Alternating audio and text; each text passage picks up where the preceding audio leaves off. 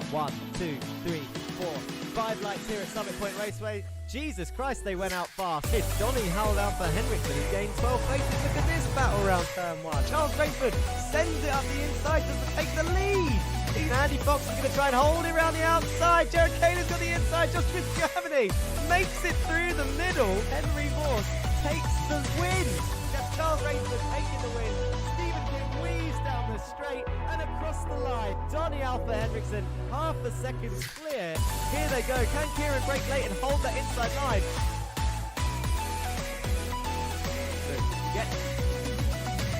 There, is he going to have the inside? He tags Ray round and there's a big crash up the front.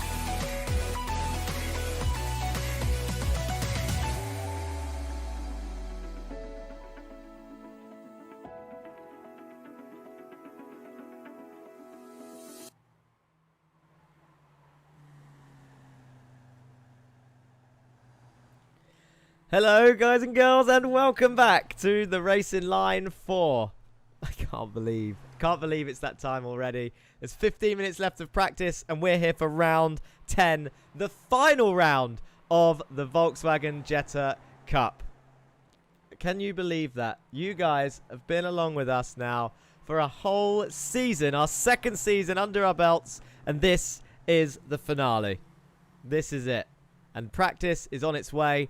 And boy, oh boy, is it a great track to end on. We finished here last season. It was round 12 last season. It's round 10 this season. It's the end. It's very slipstreamy. There's plenty of overtaking opportunities. And the drivers know, I know, and now you guys know, anything can happen here. Really, anything can. Golden says, hello guys, good luck. He's in chat already on YouTube. Biggie Morello's jumped in on Twitch and says good evening all as well and says hello. Ellen Brown says final round baby. She is cheering on, of course, Jake Cranston, who currently sits fastest in practice and leads the point sheets once again. He was last year's champion, and what can you say? He's pulled out another blinder on a stronger field, and he might be able to retain that. But you're currently seeing on track right now where it says Cranston for president on that green, yellow, and black car. That is Morgan Burkhardt for Zero Forks Given Racing, his title challenger this season. He was unlucky last season. We've always known Morgan was quick, but now look at him. He was within 12 points at one point, but it's still not mathematically out of the equation. F1, eat your heart out. Forget Max Verstappen and Lewis Hamilton because we have Jake Cranston and Morgan Burkhardt down to the final round. As you can see, I'll bet there's some race moves like that in the feature or sprint as Weiswanger gets absolutely roofed off the circuit into the final two corners there. Looks a bit grey out. I wonder if it's a bit cloudy. The light doesn't look very nice, so weather might be a little bit cool. Ben Morse has jumped in on Twitch and says finish on top Henry Morse Racing, who currently sits in P2, just 1/10 behind. Let's get all the information out of the way so that we can chill out and watch, just analyse everything that's happening this season. Of course, the race info. Here we are, round 10, the final. We're at Watkins Glen. It's the Cup layout. As I've said, we've been here before. I'm your commentator, Jack Johns. And of course, we are being broadcast on the Racing Line YouTube and Twitch. And you cannot forget our partners. And I see you viewers as well over there on the VCO Esports YouTube. Thank you for being with us on this journey through Season 2. Florian and everyone under the VCO umbrella, shall we say. It's been absolutely amazing. The photos along the way, as you can see on screen, theracinglineline.org is our new website, so all the photos on there from the Jetta Cup have been provided by one of VCO's photographers. Of course, we are being broadcast on their channel right now at the same time, and this all started from us joining one of their charity races, so keep an eye out for their charity events. It was the Race for the Flood around the Nordschleife. It was quite a fun race. And all donations, they could change things throughout the race. I remember one of the laps, one of the donations came in. Everybody, no matter what class you're in, had to do a donut round turn 1 and then carry on. It was really bizarre, but it was great fun. Of course, they do many serious races over there as well. The Pro Sim Series, I believe, has just come to an end. And of course, don't forget the Simi Awards, which is being broadcast on the 26th of December. And I'll tell you why this is exciting. Not just because it's the Simi Awards by VCO Esports, but the very cars you're watching today, the Volkswagen Jetta has been nominated as one of the best cars in sim racing. I'm not going to lie, I think we had a little bit to do with it. But at the same time, it took a few votes to get there. And you guys would have helped us do that. Whether it's guys who race in sim labs, whether it's us guys just racing these cars or doing these broadcasts. Who knows if we're going to win, but thank you for that. I don't know if nominations are still open, actually. I've got a feeling they shut yesterday. But thank you for everyone that voted. Who knows what's going to happen? 26th of December, we'll find out. We've also got Iku, our very own VCO photographer, was also up there for a nomination for Best Photographer. So I hope you got your votes in. Two and Hex says, what's good, Jetta boys? So he's jumped in on Twitch. Diogo Ardazzoni, hello from Argentina. Thanks for everything you do. Oh, thank you, Diego. That was that's a nice comment. Unexpected comment on our final stream. Athena Classes says, wave hands. Hello, Athena Classes. Right, this track. Let's go through this track and see what we're doing. Of course, we can't forget this little animation. Everyone's loved this season. A nice little addition. We were in Road Atlanta last week, Monday, and now we're driving all the way back up north into New York, where Watkins Glen is. It was a little bit of a long journey. We started in Connecticut, went all the way back down to Atlanta, and then back up again to New York. We also have your favorite animation coming up. Watkins Glen Cup, USA. Here we go. There's only, believe it or not, 3 sectors. It's a short track, 3.94 kilometers, 2.45 miles for those that use miles.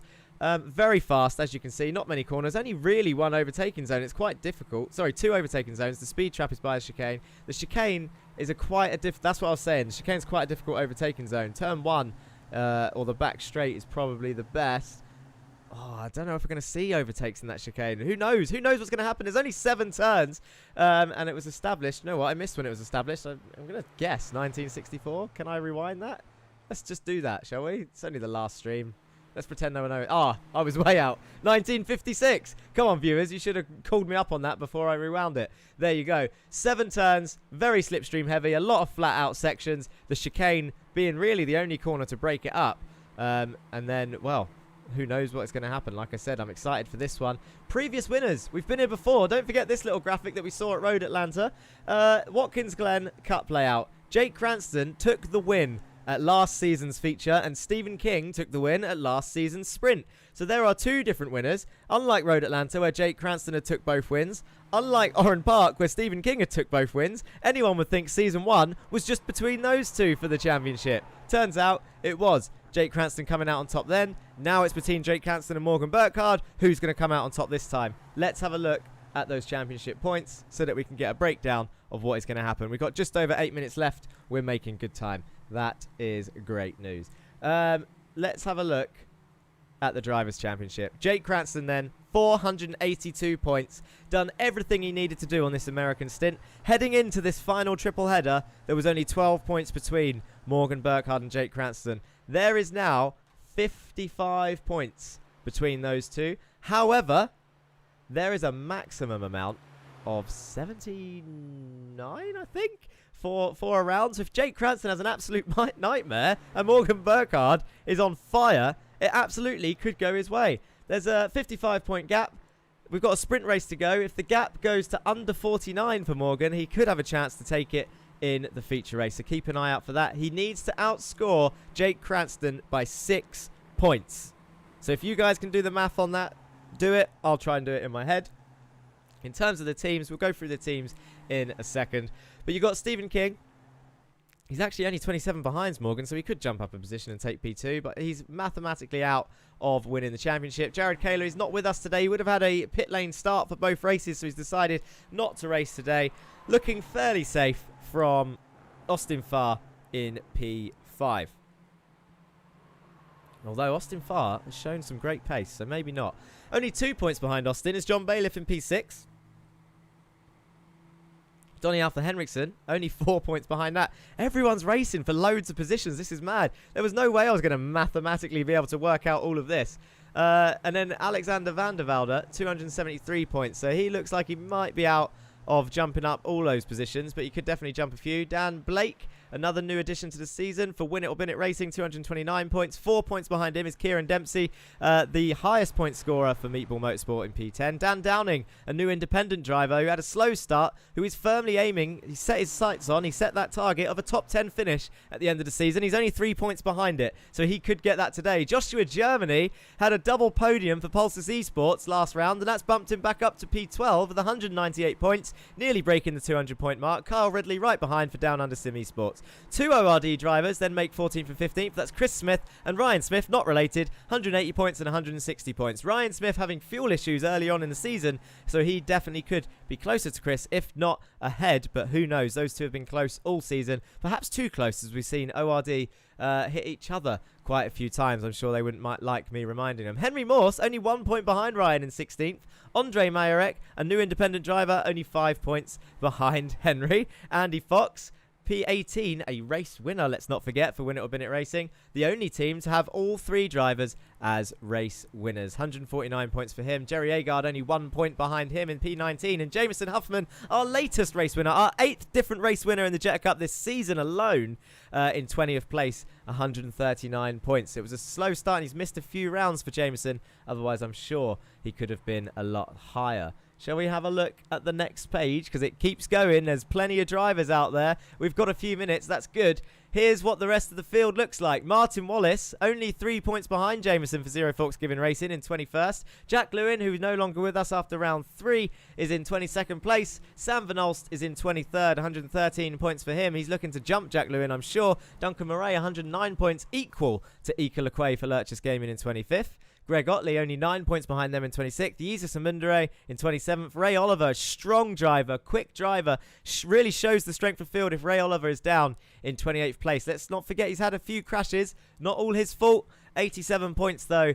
He's going to be wishing he was higher. However, it's been so tight this season. It's been absolute madness. There's a few drivers missing there. Shall we have a look at the next page? Here we go. Christian Ribeiro, Dan Thornton and Jan Weiswanger round off 29th, 30th and 31st.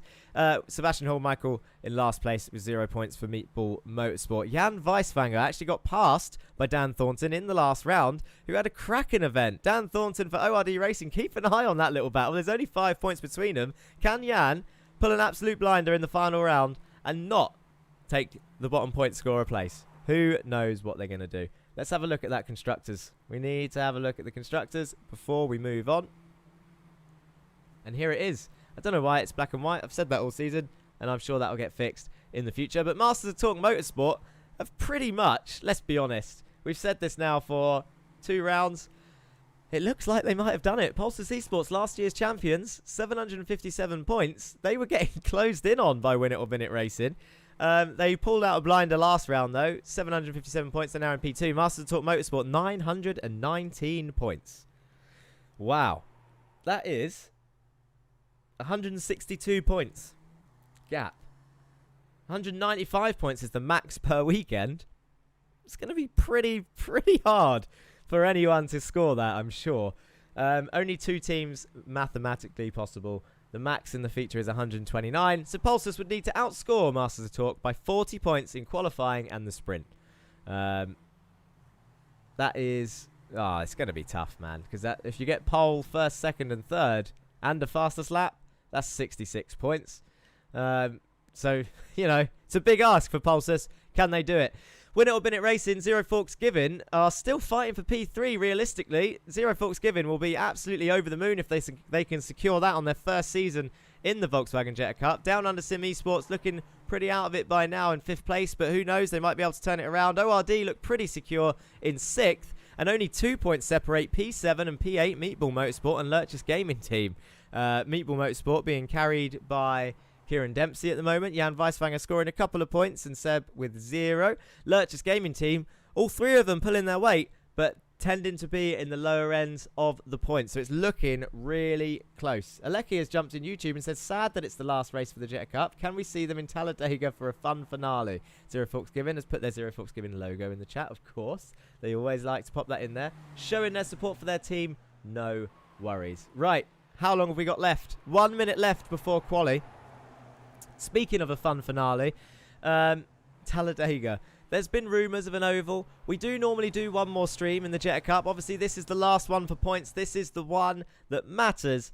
We normally do like a day out. Actually, speaking of day out, we actually did a 6-hour Jetta endurance race with a few of the teams. 6 of our teams entered. And fairly tired from that yesterday. That was around the Nordslife. But was good fun.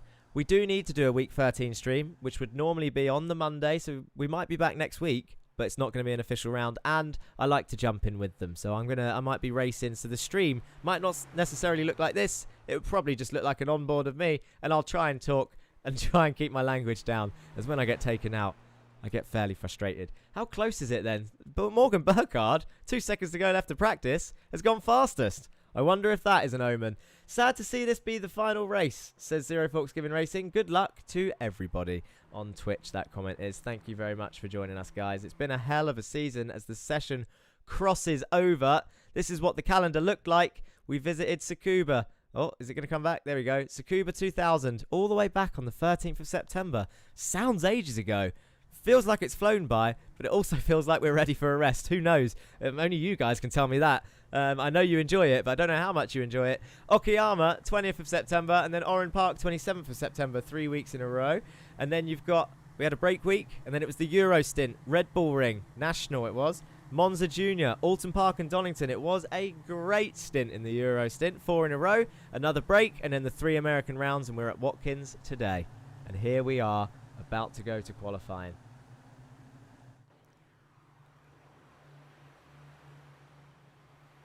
8 minutes on the clock. If Talladega, are spotters allowed? Yeah, why not? Easy win for Donny, says Jesper Grieve. Always, I see that comment every week. Liz Creates, good luck all.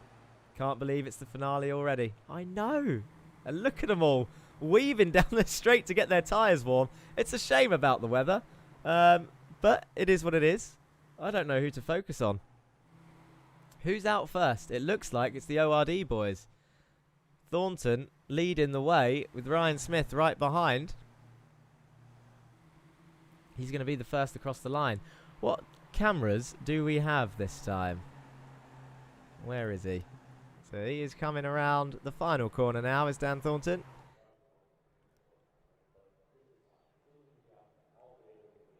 This is the starter cam. Flag waver's looking very bored.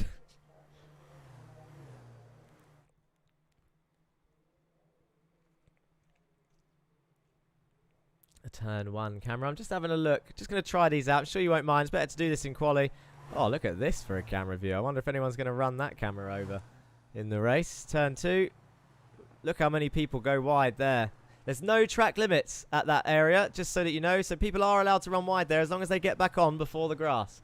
That's always how it works. Then they come uphill through these S's. Big left, right. Look at the speed of them. The slipstream will be gaining them a lot of pace through there. Cranston's following the Lurchers boys with Agard behind him and Germany behind them. This is just on the exit of the S's, so they come over the brow of the hill and then they've got a long straight. Sam Van Olst there in the middle of it as well. And then this is the entry into this bus stop chicane. Which looks like, look at this, look at them bouncing through here, look. Ridley, Morse, Fart, Mayerek. I'm surprised they're not, Oh, there's the slide. That's what I was waiting for. I knew someone was going to do it. It was Huffman giving us a drift show. They're on cold tyres still, I think. As they exit that. And then they're on the back stretch down towards the final corner. Or final corners. 2 turns it is. Morse has gone off. Oh no, that's Stephen King. Apologies to Morse. There's Morse behind. And then we're back to our normal cameras. Got some blimp cams. Got the static cam, which gives us an overview of the circuit. Let's catch up on chat. New skin for Ray Oliver, says Chris Smith. Yes, actually. It was part of his endurance race yesterday. Let's have a look at it, shall we? Let's have a closer look at the Down Under Sim Esports car. Ray Oliver has got a new car. We'll go in and zoom in on that at some point. Biggie Morello says we need at least another 20 races. Oh my god, I don't think I can handle that in a row. Jesper Grieve, at some point it will happen. Kakala, what do you talk about weather? This light is perfect. It looks fairly dim on my screen, but if it's perfect for photos, then you go for it. Snap away, my friends. Snap away. Oh, we've got a drone cam back. Where is this? This looks like... it should be perfect for turn 1, but none of them are actually going around turn 1 right now, so we just see them all flying through the trees. This is just purely... this drone is just following Ray Oliver at the moment. Theon Smith jumped in chat on YouTube, says put your foot down, Ryan, or Dan will sack you. Ray Oliver leading this train. Right, this is where the camera should look best. Coming out onto the final turn, onto the main straight. It says turn 1, drone cam. So, let's see.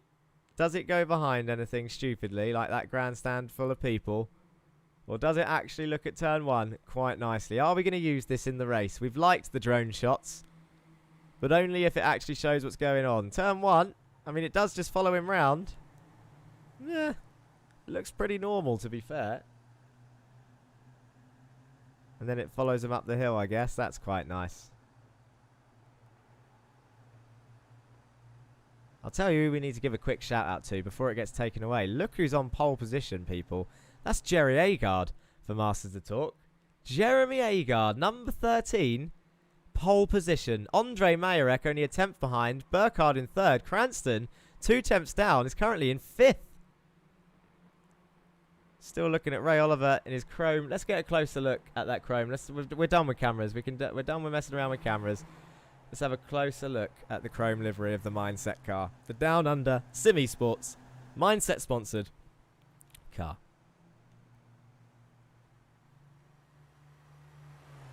In fact, let's go on a lap with someone. Who should we go on a lap with? Kieran Dempsey, I reckon. Meatball Motorsport. Let's jump on board. And I'll talk you through a lap of Watkins Glen Cup. So he's got a few people ahead. That's 2 ORD cars and Jan Weiswanger up ahead. Kieran Dempsey's currently in P4. Is he going to improve this time? Doesn't look like it. So turn 1. Hard braking zone, downhill into a right-hander, cutting the curve a little bit, getting early on that power as Cranston takes pole by a massive 3 tenths of a second.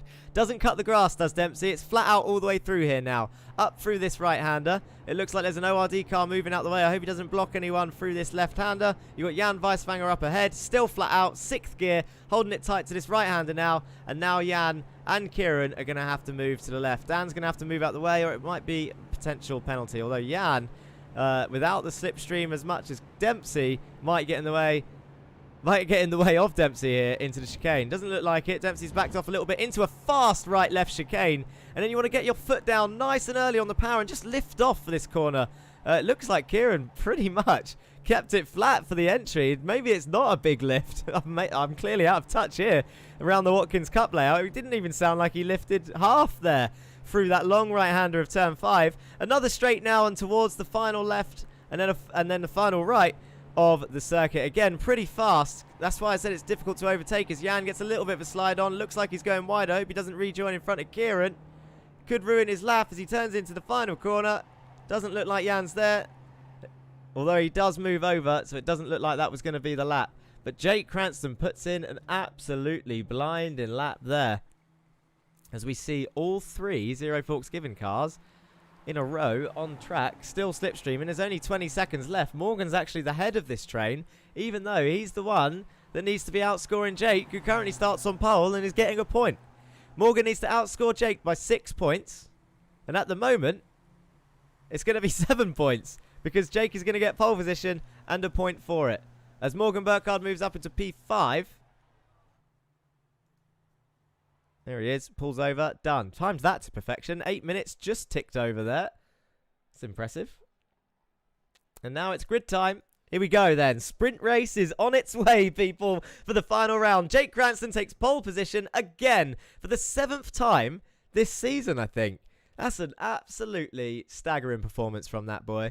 Austin Farr, P2, 3 tenths behind. Henry Morse, P3, Jerry Agard, Morgan Burkhardt, Jameson Huffman, Andre Majorek, Martin Wallace, Kieran Dempsey, Sam Van Alst, Duncan Moraine, Stephen King round off your top 12. A lot of Americans in that top 8. Next up, Donny Henriksen, Jesus Mundere, John Bailiff, Joshua Germany, Dan Downing, Carl Ridley, Greg Otley, Alexander Van der Velde, Ray Oliver, Ryan Smith, Jan Weiswanger, Christian Ribeiro, Dan Thornton, Dan Blake, Ike Lequay, and Andy Fox round off your field. There are 28 drivers out there today. Let's get that starter cam on. This is what it looks like then. These starter cams, the only thing that's weird about them, it always cuts off pole. We want to see the actual start. There you go. That's a decent one. All of them actually are focused on your pole man. Jake Cranston Another pole position. Kitty Cat on Twitch says, good luck down under team. Nice quali for ZFG, says Sway London. Indeed, 5th, 6th and 8th for the ZFG team. The yellow numbers on the side. We can get rid of that track map right now. And the dashboard. Change this to interval. We're just waiting for the last few people to join to the grid.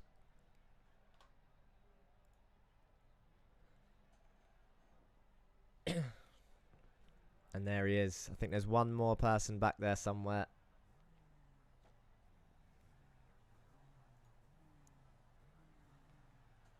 Austin Farr, P2. Who's going to come out on top then? America versus UK Watkins Glen Cup. Final round. Let's go. There's the last guy. It's always Bailiff, number 22. Here come the lights then. It is 1. Come on. 1. There we go. 2. 3 lights, 4 lights, 5 lights, and away they go already. They went out pretty fast. No wheel spin for Jake Cranston, who gets an absolutely perfect start. That is all he could ask for, but very long straight to turn 1 compared to what we're used to. Is he going to keep it? Who knows? As they come flying round turn 1, it looks fairly close. All these cameras looking extremely close to these boys, and you can't really see what's going on behind. They're all side by side. All the Jettas are coming through. Chris Smith says, I'll be sad when they retire this version of Watkins. So many memories as they all come up 2 by 2 up the hill towards the chicane. Agard and Farah going side by side at the top end. Morgan Burkhardt's going to look to get through these as quick as he can. He's got Jameson Huffman right behind his Zero Forks giving teammate. Otley and Ridley are swapping around back there. Jake Cranston still leads the way towards the chicane. Who's going to come out on top after it though?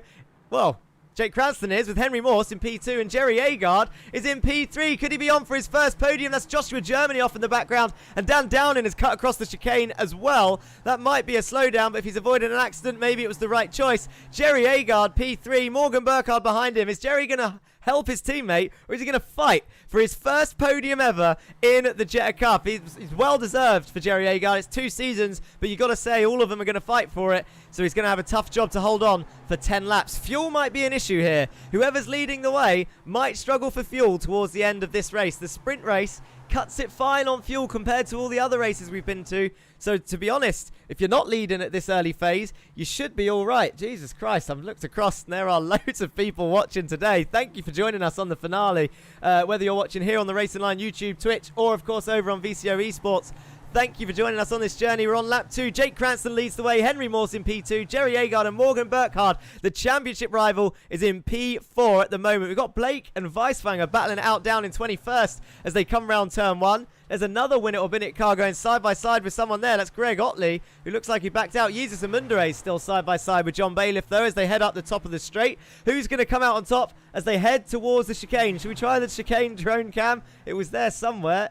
Where is it? Here it is. Oh, too early? I reckon that was too early. Let's go back to Chopper so we can see who comes out on top. Yeezus doesn't look like he's got it. John Bailiff breaks late around the outside and keeps the position. Moves up into 14th if it wasn't overtaking place. Yeezus has gone wide. That'll be a slowdown. Greg Otley is going to be on the outside. It's going to be difficult for Yeezus to serve that in the right place. He needs to move over on the left of this next straight if he has got a slowdown. Alexander van der Velde is going to be trying to take advantage of that, as is Greg Otley, who needs to... There we go. He's realised. He should have realised that a lot earlier, if I'm honest. But Greg Otley does get the move done. And now look at Yeezus tumble down the order. That slowdown's going to be a painful one, especially on such a fast circuit. And Henry Morse has already retaken the lead. How have we missed it? We were too busy watching Yeezus and his penalty. We need to find that. How has Henry Morse taken the lead?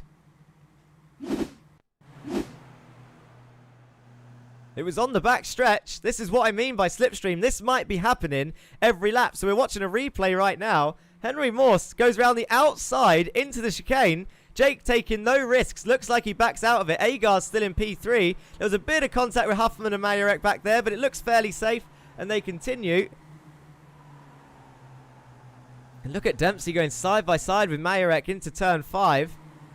I don't know who's going to come out, but let's go back live. And this is what it looks like. We're back on the back straight by the looks of it. Is Jake Cranston going to repay the favour?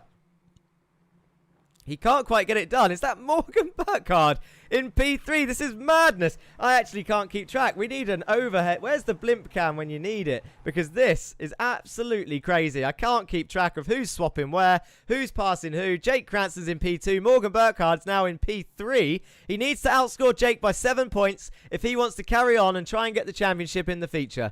It's going to be a big ask because Jake will have to score 0 points and Morgan will have to win. But it's definitely possible. If Burkhardt finishes first, it's 24 points. He would then need Jake to finish 21. Jake would need to finish 4th or 5th for Burkhardt to be able to carry this through to the feature. But anything can happen. There's 6 laps left. And oh my God.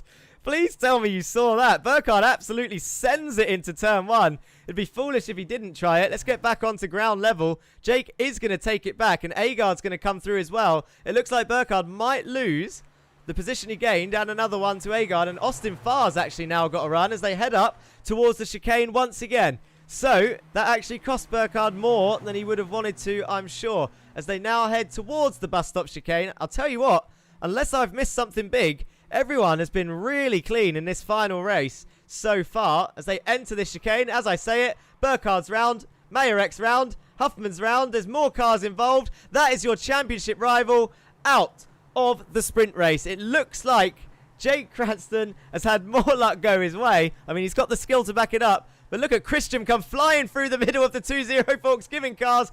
And Dan Downing goes around the outside as well. For Guelfio, head in hands on Twitch chat. Sway London says no for Zero Forks Giving. There was 2 of them involved. Martin Wallace, though, might be celebrating a little bit. It'll be bittersweet for him. But he's up in P9 for Zero Forks Giving Racing. Here he is behind Alexander van der Velde. Cranston, all he has to do now is finish. He doesn't have to fight anyone, but we know what he's like. He's not going to give up. Andy Fox, for some reason, is out of this race, and I haven't actually seen... Oh, Martin Wallace is coming into the pits. That will be a meatball. That is a crying shame. We did see the crash. Shall we see if we can find a replay of that? I can't see anything about Andy Fox, so I wonder if he just didn't start due to internet issues. Look at the number of cars coming in the pits. Murray's in.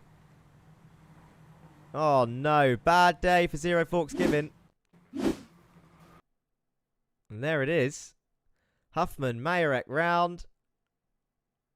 Oh, no. It's not what you want to see. On board with Huffman. I wonder if we can go back. See if we can go back far enough. On board. So he turns into the chicane. Oh, and Morgan, who was in front of him, looks like he turned in on Andre. And then the back of Andre tags round the front room, the front area. What am I trying to say here? The front area of Jameson Huffman's car. I think we should have one more look at it.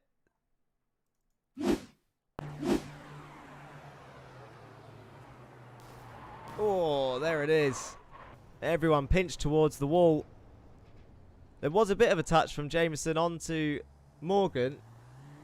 But it might have just been trying to edge his teammate ahead of Andre. Which didn't quite work. Andre was there. It might be worth having a look at that. Yeah, Andre was there. We need to go back live, though, because this is a quick race. So let's have a look what is going on in the race as far as we know it. Oh, no. There's been more disaster that we've missed, and it is Jerry Agard. He was on for a podium, and something has happened to Jeremy Agard for Masters of Talk. Where and why?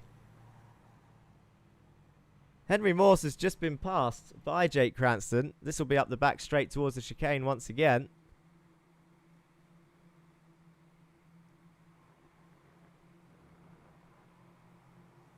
And it doesn't look like he's going to get it done. Morse keeps the lead. And how far? He's going to slot in between. He's going to go up the inside of turn 5. And there he goes. Up the inside. And takes P2. That's now 2 Americans on the podium. Alexander van der Velde isn't American, but can he knock Jake Cranston down another position? It's all for nothing, because at the moment, Morgan Burkhardt's down in 26th place, scoring 0 points. We could be calling it here, folks, but the feature race will be entertaining as well, I am sure. But in terms of the championship itself, he might have done it.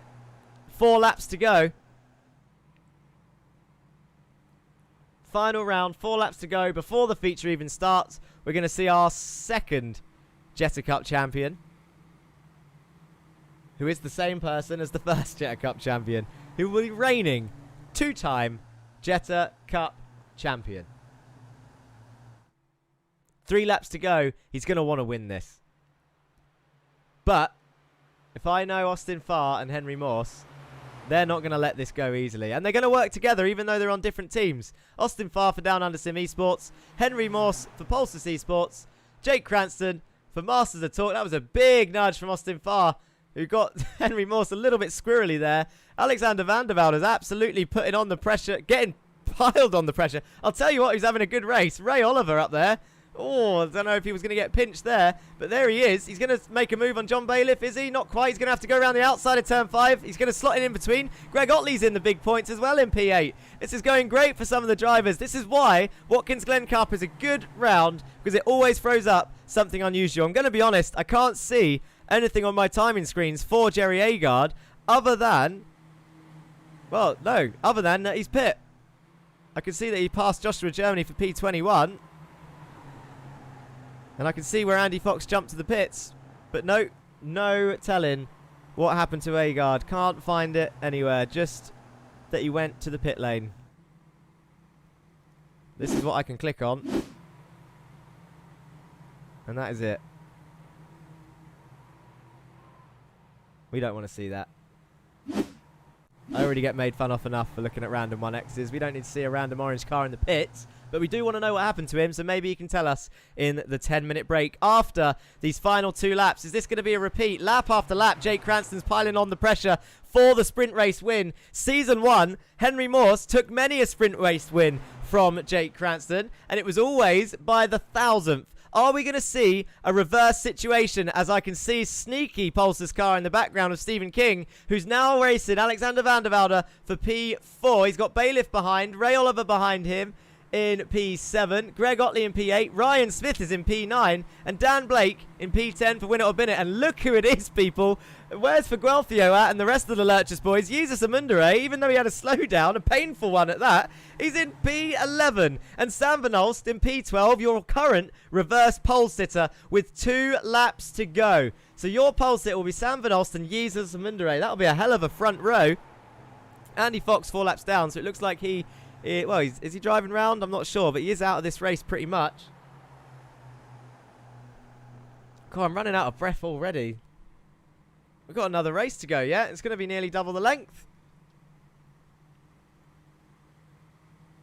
Apart from, I know I spoke too soon about the crash. Commentator's curse and all that. We saw the crash into the chicane. But they've kept it extremely clean for this sprint race. Maybe it's because they know there's another race to go. Don't want to damage the cars too much. They might be irreparable.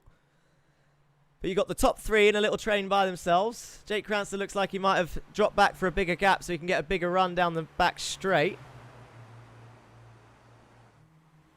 Alexander Van der Velde, can he hold on to another strong finish in P4?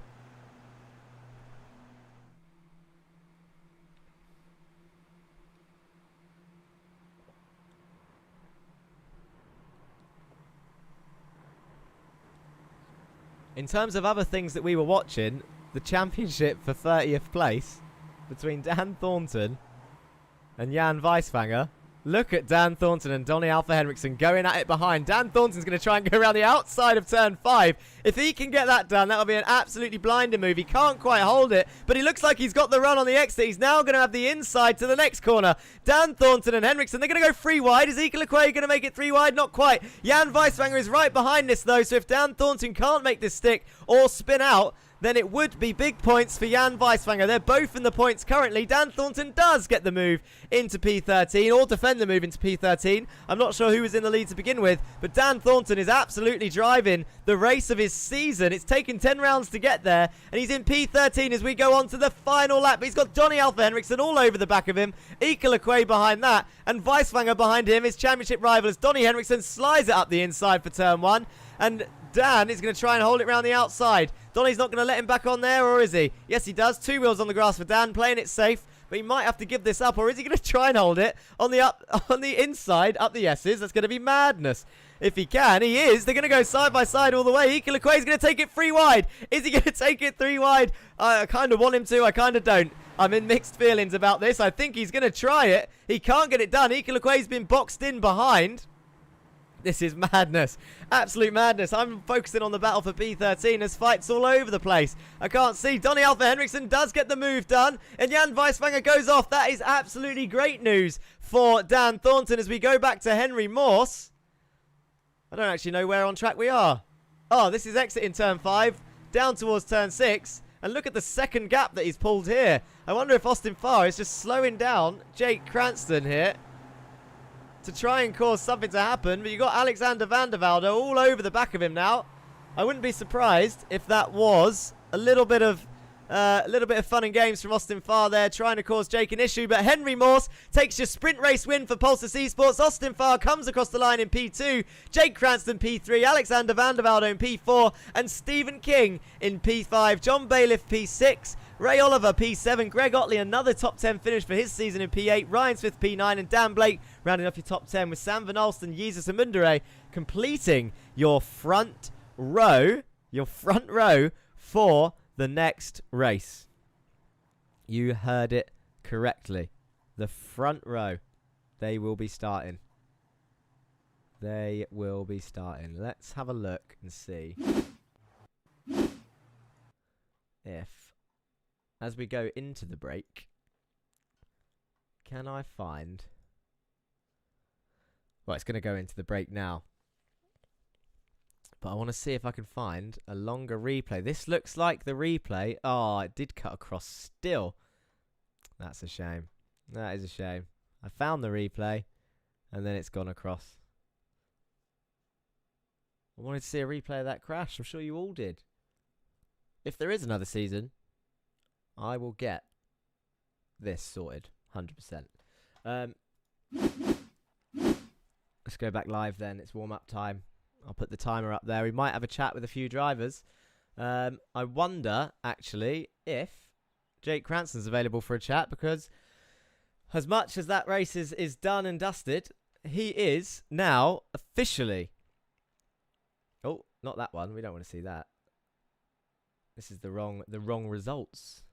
We want to see this. There they are. Your results from your sprint race.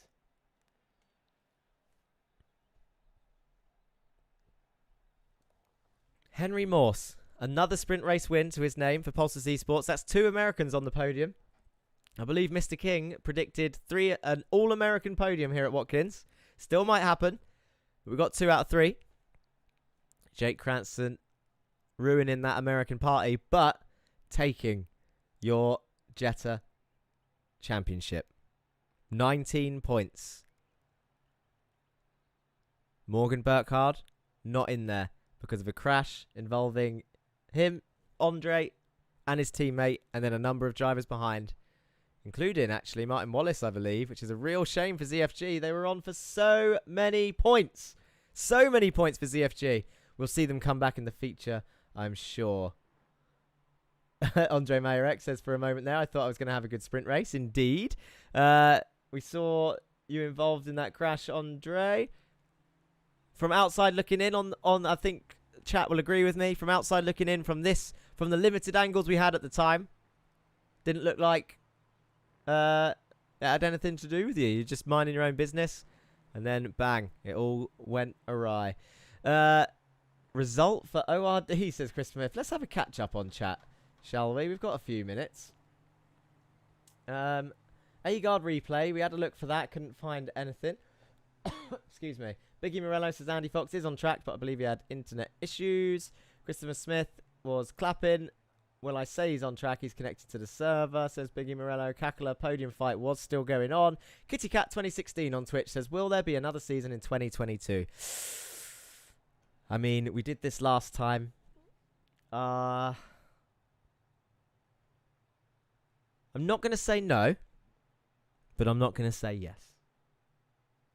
But the likelihood is yes. There will be another season.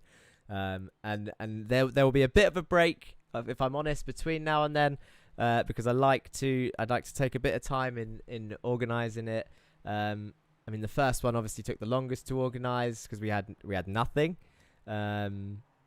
We sort of found 30 drivers out of nowhere. Not out of nowhere. We hunted for the best Jetta drivers we could find from what we knew from SimLabs. And then after that season, some more of the faster Jetta drivers started crawling out the woodwork. And then here we are, season 2, a few months after season 1, with our tightest season yet. It's been a really strong field. It's made me a little bit jealous because I want to race with them, but at the same time, I appreciate all the comments. I like reading the comments. I like doing the commentating. Can I find someone to keep that energy up whilst I race? Is it fair if I race? I'm not going to win every round, but I might win a few. I mean, at the same time, I might be a target. I know there's a few drivers on this grid that will happily take me out for a win. But who not in a dirty way, in a fun way, of course. It's all fun environment here in the Jetta Cup. But long story short, I have a feeling there will be a season 3 as long as people have fun and I can keep making it better. That's the real thing, is I want to try and keep taking it up another level. We've jumped up a big step for season 2, and I'd like to. It's going to be hard to keep that going, but we'll see what we can work out in the next couple of months for a potential season 3. Chris Smith says Agard had damage, must be a meatball. Ellen Brown with the real facts. Jake Cranston is a 2-time Jetta champion. She's jumped in on YouTube chat. Ben Moore says go Henry. Result for ORD, says Chris Smith, with Ryan Smith in P9 and Dan Thornton in P14. Valdez 31 says best news ever. He must have spotted that Lurchus Gaming Team and Jesus Amundere is starting on pole position. Alex is in P4, says Alecki. Once again, he's the P4 merchant, is Alexander van der Velde. There he is again. 4 minutes to go. I don't think he's going to mind. He shouldn't have any stress. I'm gonna drag him in. I think it's only worth it. Let's congratulate him early. He's muted at the moment. I'm sure he'll realise it if I start talking in his ear. But Jake Cranston, here he is. He'll unmute his mic soon, I'm sure. Sprint race is done. His championship rival was involved in an accident, out of the points. And you, sir, are the official 2-time Jetta Cup champion. How are you feeling? Well, I don't know. I didn't expect it to finish in the sprint race, to be honest. So yeah, I'm really happy. I said to Morgan, I'm really sorry that it ended like this with the big crash for him, because I wanted to fight it out properly. But there you go. These things happen, and he did great this season, so I feel bad for him. I mean, there will be a bit of a sour taste because we all enjoy the fights, and it was getting pretty tense. I mean, season 1 seems so long ago now, but there was a few pivotal moments in that where, and maybe towards the end it wasn't as close, so you could kind of relax a bit more. But you two have shown a lot of respect, and in fact, your rivalry with Stephen last season could get a little bit heated at times. We saw you fight both hard and fair last season. And there seems to be a greater respect among the drivers this season. From the outside looking in, I don't know what it's like in the chat. But Morgan and you have definitely, I feel like you've got closer over this season. And it's a shame that we didn't get to see you fight on track for this final time. But at the same time, you can now relax for the feature race. Maybe even start at the back and see how far you can get up. What are you going to do? Well, yeah, I don't know. I didn't think about that, but yeah. Well, do you want me to do that? No.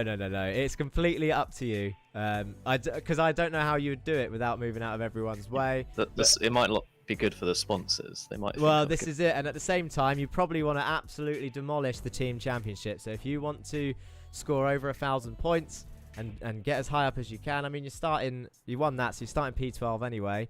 You might as well. I'll let you choose. That's not me suggesting it. No, I don't I'm not think going to do that. No one's jumped in chat for you to start last, not yet anyway. But we're mainly here to congratulate you on your 2nd Jetta Championship in a stronger field. Did you have any worries at any point during the season? You know, I was speaking to Morgan earlier actually, and I said, I don't know if you guys remember, but I said right at the start that Morgan is going to be in it this season, and I was worried about him because he was quick last year, but he got caught up in a lot of crashes. So I was like, Morgan's Morgan's going to be there. I'm worried about Morgan, and he was, and he nearly got it. But yeah, I managed to stay ahead, stay out of trouble in most of the races. Yeah, well, yeah, that's it. The end of the Euro stint got a little bit dodgy, but then you've pulled it back in this American leg. We've got 30 seconds left of warm-up. I don't want to keep you too much longer, and we'll probably speak to you again towards the end. But congratulations on your sprint race win, and of course, your second championship.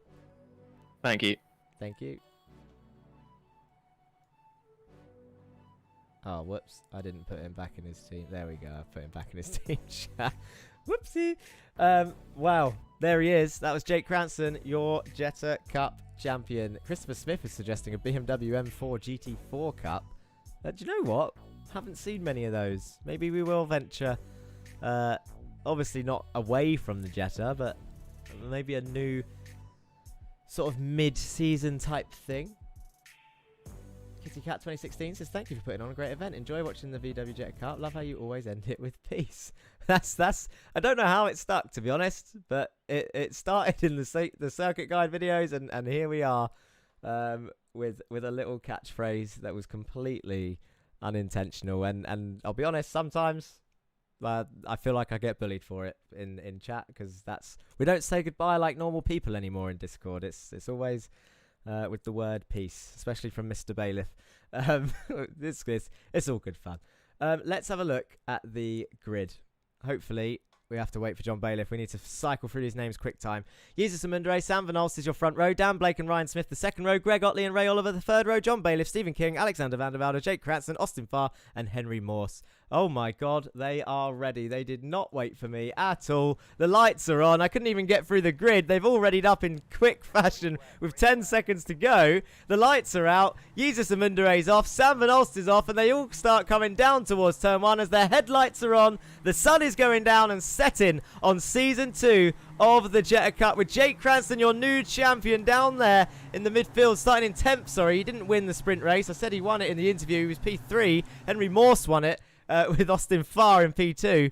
Ignore me. That's how tired I am. But look at these guys coming up 2 by 2 into the grid, and Jesus Amundre leads your feature race as the rest of them go 2 by 2 down the back straight. We got Blake, Ryan Smith, Otley, Bailiff, Oliver, King, Van der Velde. There's Cranston. You got Morse back there as well. Someone's in the pits already. That's Christian Ribeiro. He's crashed with someone. How's that happened already? We need to keep an eye on this chicane. This is where it gets fairly tight, especially when it's side by side. Bailiff cuts it. That's going to be a slowdown. Keep an eye on John Bailiff for where he serves that. He's got people around his outside. He might have to serve that on the right-hand side. He's not going to be able to move over with Ray there. He does move over on the right-hand side, and now he's going to have to lift off as much as he can as everyone starts following through. How many positions is he going to lose? Quite a few as he tumbles down the order. Look at them all come flying through, but he's going to stay with the field, and that'll be quite good for that boy. I want to see what happened to Christian Ribeiro and Jan Weisbanger, and how did it happen so quickly? It was up the hill. Christian Ribeiro. Oh, my God. I want to see that again. Let's do that in slow motion. So, Christian Ribeiro and Dempsey tag together as they come up the hill. Christian gets absolutely sent into the wall, bounces up high. Who gets collected? None other than Joshua Germany. Jan Weisbanger. Duncan Murray might have got touched there. Morgan Burkhardt makes it through. Let's go back live. I think Joshua Germany is in the pits with a meatball. Ryan for the win, says Chris Smith. Van Olst is currently in the lead. So he's past Jesus somewhere. It's just impossible to keep track of all these changes. Especially when your whole grid is still together on lap 2. If anything, crashes break it up and make it easier to commentate on, as I think Andre and Duncan have been caught up in another incident already. Who started this one off?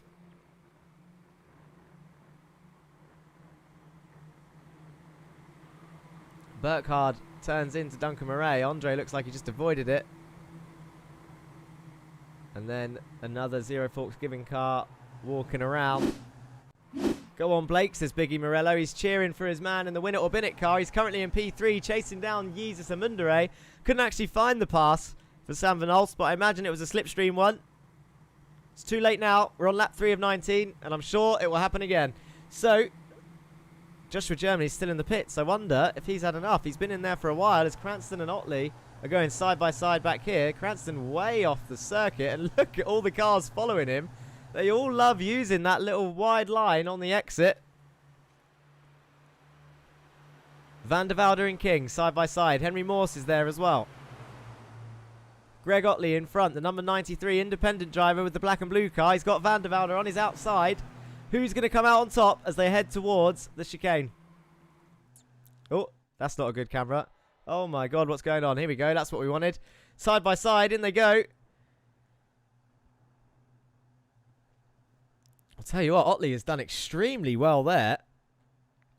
He's carried so much speed, and it looks like Stephen King is on the inside of turn 5. Might have the slipstream from Otley's car. Henry Morse might still have the slipstream from his teammate. He's going to try and get the run. Alexander Van der Velde is now on the inside for turn 6. Greg Otley is well in the lead.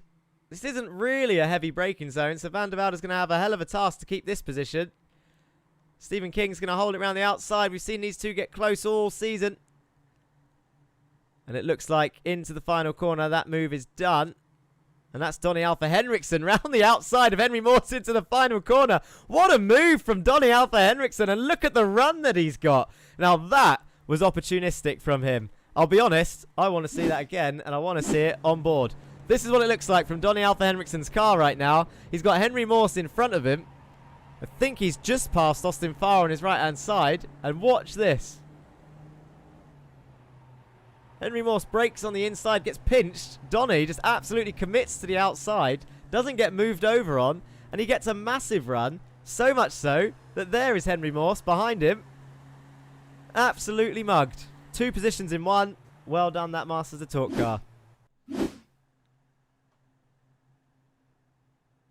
Up front is looking like this. Sam Van Olst is in P1 right now. He's got Dan Blake 7 tenths behind, fighting with Jesus Amundere. Christian Ribeiro, a lapped car there, trying to get out the way. Go on, Blake, says Biggie Morello. Christopher Smith, poor old Duncan Lady Luck frowns on some people. Yes, and this season, there's been a lot of luck involved. I mean, you could say that we could have got rid of a lot of the incidents, but at the same time, incidents happen in racing, and I think sometimes it is just one of those things where luck doesn't go someone's way or people's way in a season. As they head down towards turn 1. Should we give that camera that we mentioned earlier a go? Here they go. They're all going wide. That's Jake Cranston there in P6 now. How far can he climb up? He's got Ray Oliver ahead. Jesus Amundere. Ryan Smith is now going up into P3 for ORD Racing. Oh, it got very close with Jesus there.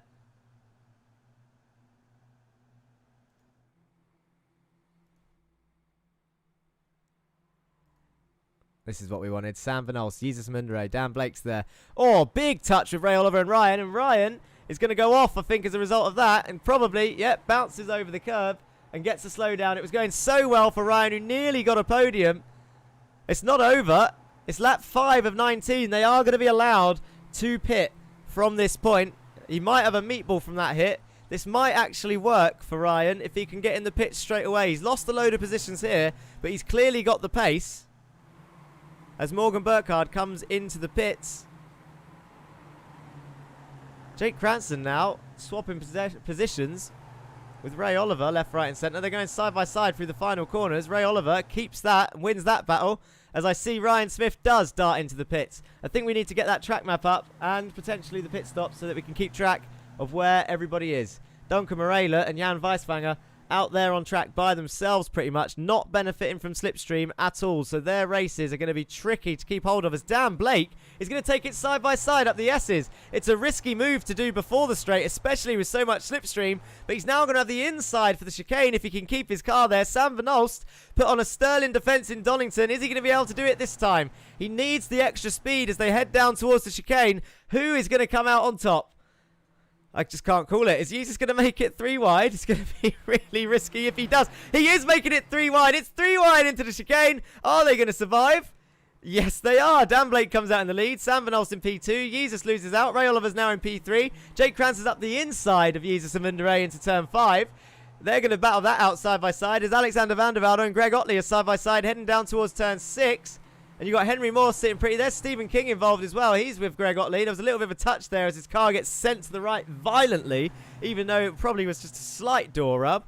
And then you've got Austin Farr and Henriksen also involved in this fight as Jesus and Munderay and Jake Krantz go side by side into turn 6, down towards the final corner, into turn 7 they're going to go.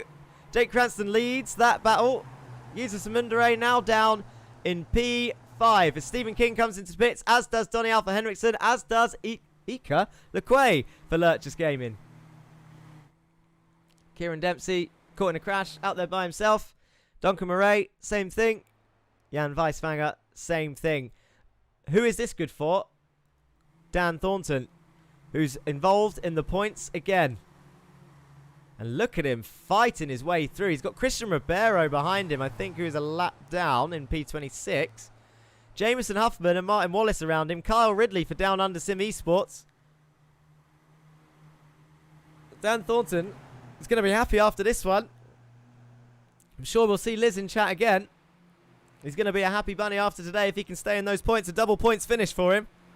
As Sam Van Olst, I think, retakes the lead from Dan Blake into the chicane. And Ray Oliver is going to try and send it round the outside of turn 5. It looks like he's going to get it done. Jake Cranston, though, is well involved in this fight for your top 3 once again. The first of your pit stoppers is Stephen King. You can see him on the back straight. He doesn't have slipstream. The people behind him do. That is John Bailiff, Donny Alpha Henriksen, and Ryan Smith is about 2 seconds back, so he needs to climb that. Ray Oliver sends it up the inside of Sam Van Olst on turn 6.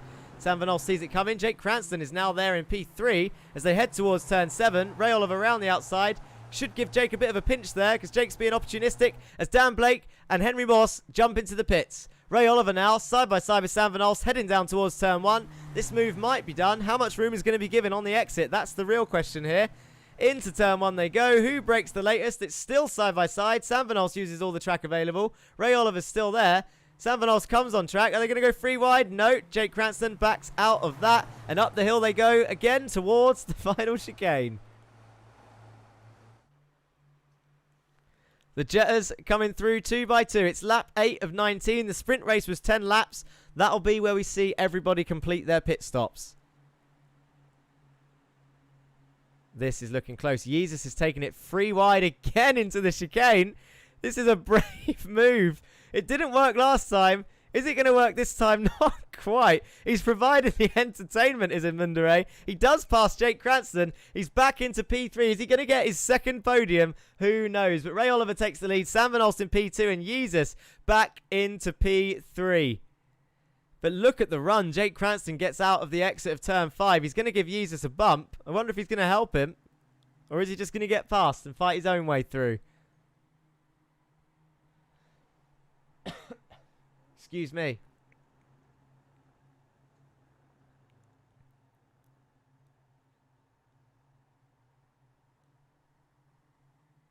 Cranston's in. Otley's in. Van der Velde's in. Farr is in. Agard's in. Thornton is in. And Mayerek is in. A load of people choosing to pit on lap 9. While Sam Van Olst and Ray Oliver and Jesus and Munderay keep battling it out. The more these two go side by side into turn 1, look at the run Munderay's going to get. Is he going to keep it in that little gap? No, he lifts off. Smart. Can he get the slipstream now up the hill? Should we go on board with Jesus and Munderay? I think we should. Let's go on the nose camera. We haven't used that much this season. Here we go then. This is the nose of Jesus and Munderay. Lurchus Gaming. He's going to take it 3 wide again. This is what it looks like close up. If he gets this done, I'm probably going to squeal like a little girl. I don't think he can. It's such a risky move. He's on the inside of Ray, though. There's a big touch. Ray's sliding. Can he hold it? No, and they both go into the wall. It was opportunistic, as I said. All this battling will have helped the pits. Both Jesus and Ray, after having one of the best races they've had this season, round they go. Shall we have another look at that? We knew it was going to happen eventually.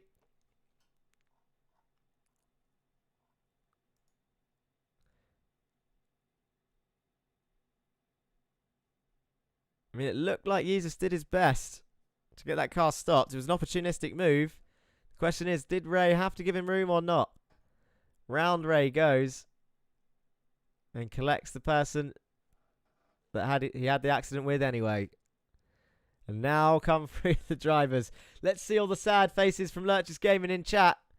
Because that, yeah, Valdez 31, what a blunder. Is Jesus out of this race?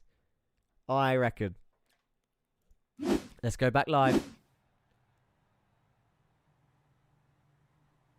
Probably Kakala, Grothio, head in hands, and this is both of them coming into the pits as a result. This is Dan Downing, Martin Wallace. Oh, got on board with those two at the right time. That's embarrassing. We've seen that before, though. And Morgan Burkhardt and Jameson Huffman are going to be like, thank you very much. And Christian Rivera is going to come through as well. This is all for 27th place. Christian Rivera and Burkhardt are fighting for 27th place. Weisswanger's in 25th, so that means two of them are lapped cars. Huffman and Dan Downing are currently in the lead. Wallace was in P3. They haven't stopped yet. I'll tell you who that would have helped. And who is leading from your pit stoppers is Stephen King. Kakala says Jetta suspension says no. He's got Bailiff on his inside. Henriksen's trying to push him. They can see the Zero Forks giving car smoking up ahead. Bailiff gets really close through the chicane. King's going to come through as well. That Zero Forks giving car is going to need to move out the way. But your current podium is Stephen King, John Bailiff, and Donny Alpha Henriksen. The pit stop phase has worked wonders for them. Let's have a look at this pit strategy and see what the situation is. So King pitted on lap 6, Bailiff lap 5, Henriksen lap 6, Mawson Blake lap 7, Van der Velde and Farr lap 8. So you've got to say, the people who pitted later, like you said, the battling has helped out those people that have pit later. They're not out of the slipstream train. And there is going to be a lot of contacts with these guys, bump drafting like that. I heard a nose bump there from Bailiff into King. As we see the last pit stoppers come in after that crash. They're going to get feisty at the top end. We can get rid of the pit stops now.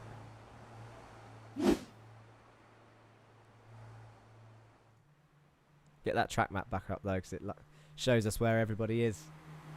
It was heartbreaking for 99 Kitty Cat 2016. He's had a nightmare of a season. Not through fault of his own, really, for a majority of it. He did get a number of penalties, as we see Donny Henriksen go into the lead, into the chicane from King, with 8 laps to go. And Morse takes advantage of that, up the inside of Bailiff into turn 5 for P3. Yeah, Ray Oliver, down under Sim Esports. He's had a bad season, but not through fault of his own, really. He's been caught up in a few crashes. A few of them have been his fault. Could have given more room. Other times, people could have given him more room. He's the Morgan Burkhardt of this season. Who got caught up in a lot of accidents last season, did Morgan Burkhardt. But, look where Morgan Burkhardt is. Not today, but overall in the championship. Burkhardt would have been hoping for a better final round, of course. But I'm sure he's going to bring it home. He's done his best. He closed in on Jake as much as he can as Henriksen takes to the grass there. He's now got 2 teammates who I imagine are going to work together to try and take that from him.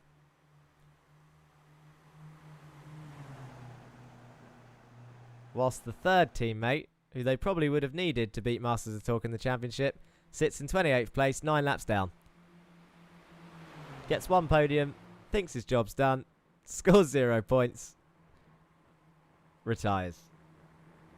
Poor old Joshua Germany.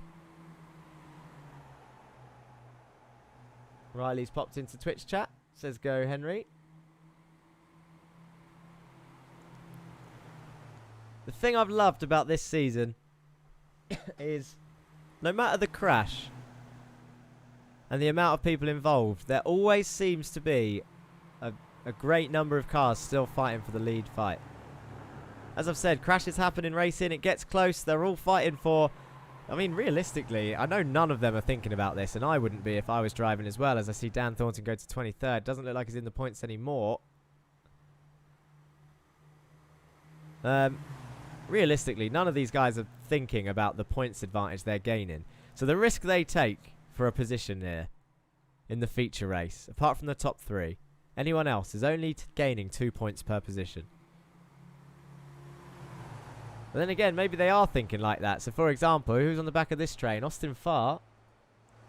He can probably see all those cars in front of him and think, oh, that's a good 20 points in front of me if I can gain all of these positions. It's a big old train of 8 cars. And Jerry Agard, I imagine, will be on the back of it soon to make it 9 cars. Possibly Ridley as well. Into the chicane they go again.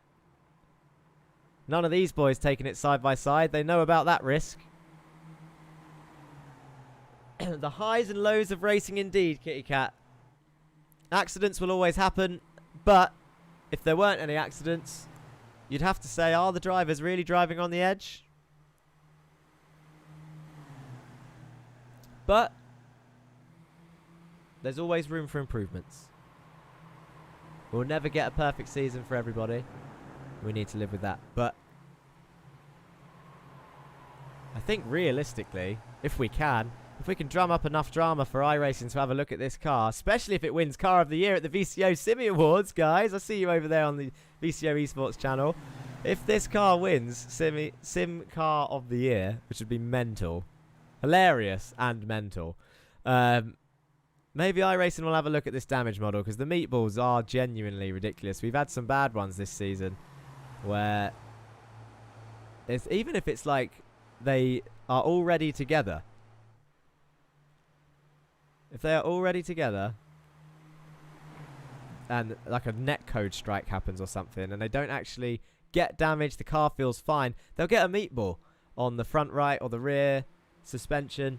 It's absolutely madness. And these boys want to race harder, but they just can't. Which might be why Chris said BMW GT4 Cup for an experiment, because those cars can definitely handle a lot more damage, although they're rear-wheel drive, so I imagine we'll see a lot more spins. He's also singing in chat, is Chris Smith, YouTube chat, there may be trouble ahead, because you've got 8 cars in a very tight lead fight, and as I said, Jerry is closing that gap. He's only 1.2 seconds behind. This is what it looks like from the nose cam of Jerry. You can't say that they're too far away. Look at them. That's 8 cars up the road. Dan Blake, win it or minute. It's got 7 cars right there. Austin Farr. Can see the Morgan Burkhardt fan club number plate of Jake Cranston, the number 1 car, last year's champion and this season's champion. Madness. Go TCR. Those can take a few knocks. We know all that too well. Racing in a TCR league at the moment as Jake Cranston absolutely sends it down the inside of turn 1 into John Bailiff. Oh, a bit of contact back there. I don't know who that was from. Was that Jake coming back on? That was a big old send from Cranston in the number 1 car. I wonder if John's got a meatball. If he does, he will have to pit because there's more than 4 laps left. 3 laps left. He will have to serve it in 3 laps. If it was less than 3 laps, he could have made it to the end if his car's not damaged. Shall we have a look on board with John? Doesn't look like he's got steering damage.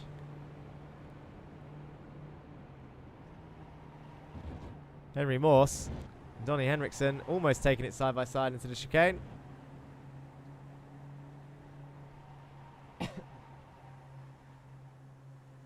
Biggie Morello, there's a championship called VBTCR Championship that's on at the moment with the Audi touring cars. There's a couple of us in there actually having a bit of fun. It's absolute chaos. They do 2 races like we do. The second race is a full reverse grid with 30 cars as Henry Morse goes off. Where's he going to come back on? Oh, he does slot back on nicely. He went back off by himself there. As we go on to lap 16, Agard is now part of this train. He makes it a 9-car fight for the lead. Ridley next up, and Otley after that, and then Kieran Dempsey to catch this train. Bailiff hasn't pit yet, so I'm going to assume he doesn't have a meatball.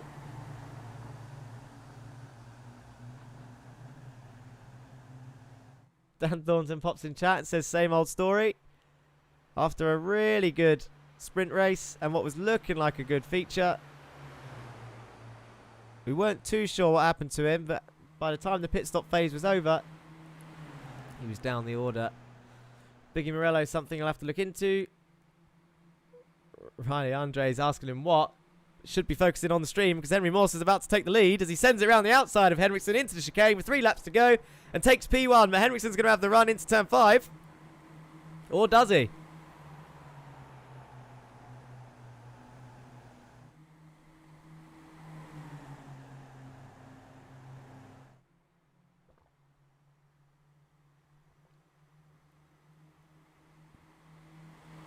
Tagged Thornton. This just in from the ORD car of Thornton as Henriksen and Morse side by side into turn 6.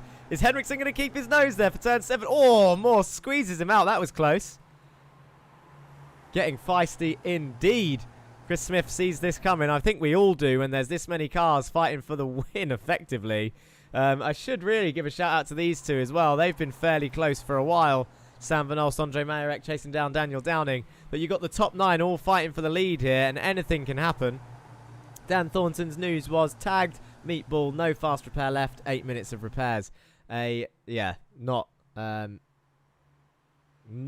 what they would have wanted for ORD. And Ryan Smith as well got a tagged and got a meatball and used his fast repair already before that. Oh, King and Henriksen get fairly close there. Someone shut the door on someone, and look who's got the run of dreams. It's Bailiff around the outside. He's going to slot into P3 after King loses a bit of speed with the contact with Henriksen.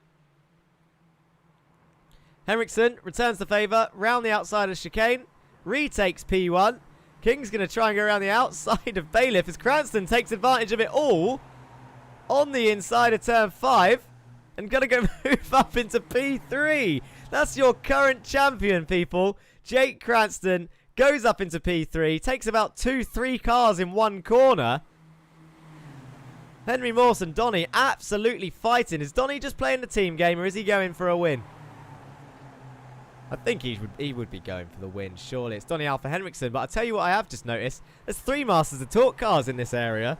That's 3 of them in the top 9. What a strong performance from them, worthy of the team's championship this season. They've absolutely dominated. They got Donny Alpha Henriksen in from one of the other teams, and he has absolutely joined the team. He's been cemented into Masters of Torque, and here they are, Constructors champions, fighting, all 3 of them, in the top 10. That's what you want to see. 3 team members in the same place. You've also got 2 Win It or Bin It cars in the top 10.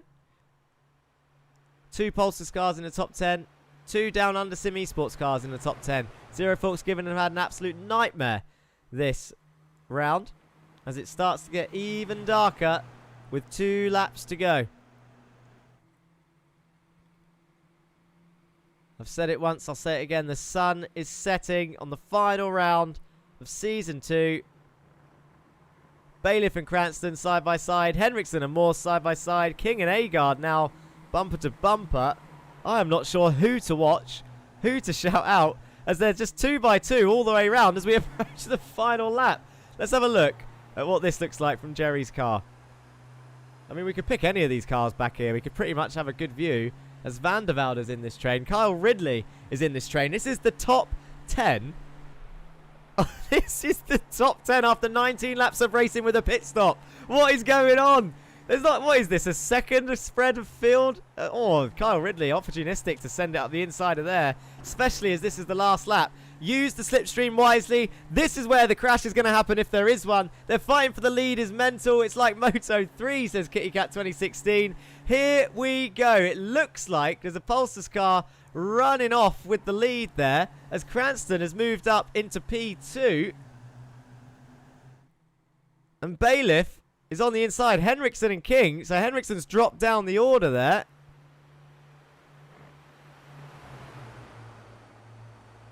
Henry Morse now looks to have secured this win by with whatever move has been pulled off for P2 or 3.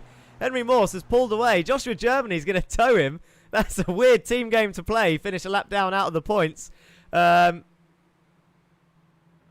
moving out the way. That's good. That is good.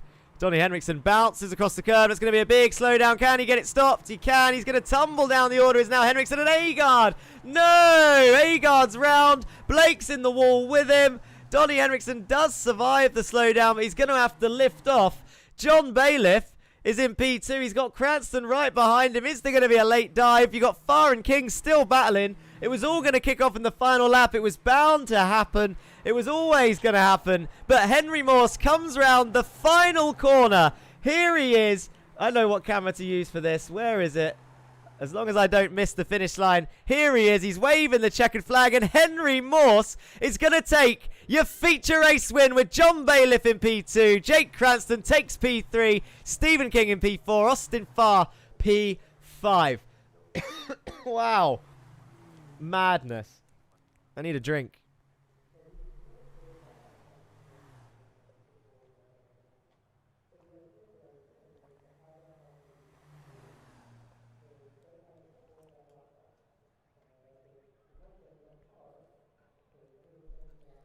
A lot of people rooting for Henry there towards the end.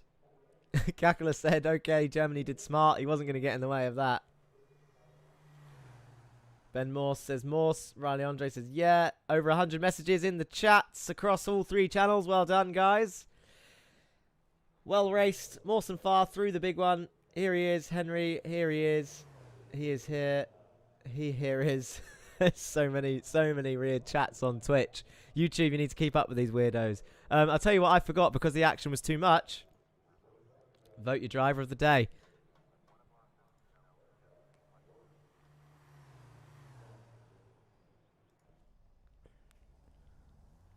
What do we have here?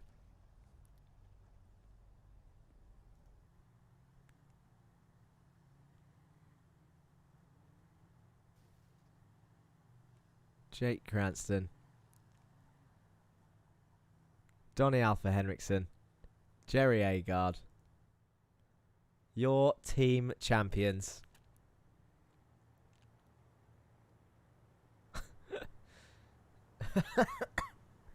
There is a Meeple Motorsport car back there going in reverse. That is Kieran Dempsey. Vote your driver of the day, people. Hashtag vote in chat, followed by your driver of choice. Base it on today's race. But there they are. Masters of talk. Jerry Agard, number 13, the Swiss driver. Jake Cranston, number 1, the British driver. And the Danish driver, 668 of Donny Alpha Henriksen. An absolutely stunning season. Chris Smith was right. The driving, not just at the top, but in general at the top, has been outstanding this season. Jake Cranston, your 2nd Volkswagen Jetta Cup champion.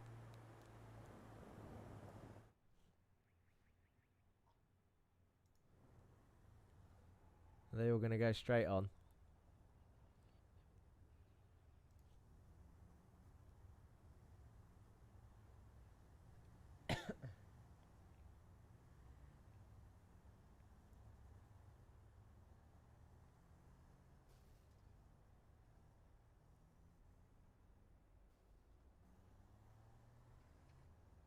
Duncan shows his appreciation to the Masters of Talk boys there.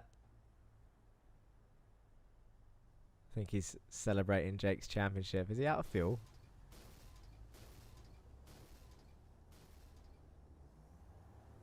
Maybe they're just getting a team picture and the South African's getting in the way. Who knows? 2nd place in the teams fight. Pulsus Esports. It says Constructors Champions on their bonnets. It's not true anymore.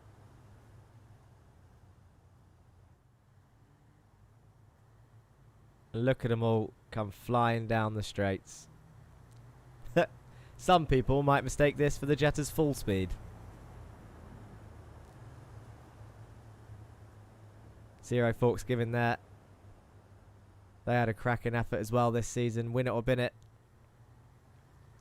Unfortunately, the standings don't auto-update after an event, which is why we do the Week 13 Extra. So if you want to find out the final order of the drivers and the teams, then be sure to join us for the fun round, which will be my POV. I will race with the guys. We'll try and make it a little bit fun, of course. And we have got driver interviews coming up, so don't go anywhere to hear from the guys. I'll just go through some more of the comments. Awesome racing, guys, says Aussie Outback Sim Racer. We've got some votes here. Henry Morse has 2. Ridley has 1. I think... Oh, Morse has 3. 4 Henry Morse. Well, that's 2 from the same guy, but 3 for Henry Morse, indeed. I want to see, I'm pretty sure there would have been some donuts. Let's have a look at that finish again.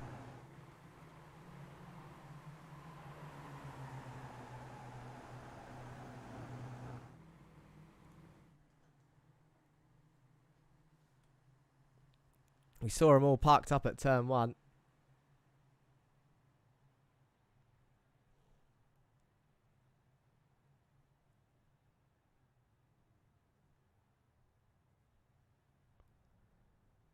Jake got there in plenty of time, obviously, finishing on the podium.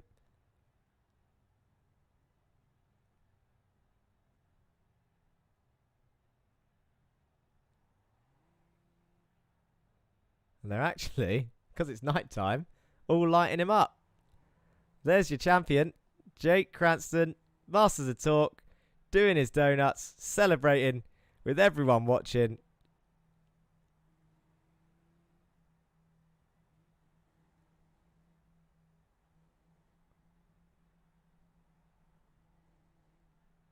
I don't know where Morgan is. Oh, Morgan's still racing. I didn't know if he was going to join him. The respect between them both, as I said in the interview earlier, has been great to see.